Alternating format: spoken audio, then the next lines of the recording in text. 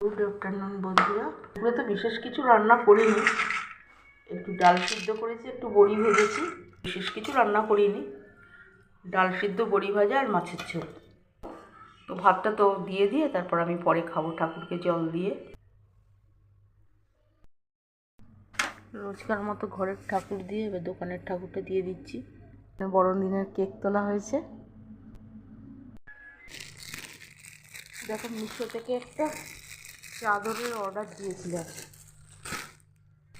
বাবা, দিয়েছি purple colour, এসেছে অ্যাশ কালার, পুরো অন্য কালারের এসে গেছে। 270 টাকা দিয়ে চাদরের অর্ডার দিয়েছিলাম, চাদর আর বালিশের কভার।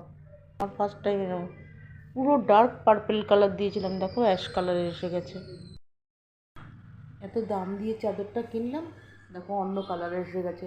মনটাই খারাপ হয়ে গেল, কিন্তু কিছু করার নেই। এখন এটা যদি ফেরত দিতে যাই আবার অনেক সমস্যা হবে, আবার রিটার্ন পেতেও সময় লেগে যাবে। কিছু করার নেই, যাক এখন আমি দুপুরে ভাতটা খেয়ে নিই। 3:30 বেজে গেছে। ভাত নিয়ে খেতে বসেছি, ডাল, বড়ি ভাজা আর মাছের ঝোল। ভাত খেয়ে নিই, আবার তোমাদের সঙ্গে দেখা হবে পরের ব্লগে। তোমরা সবাই খুব ভালো থেকো।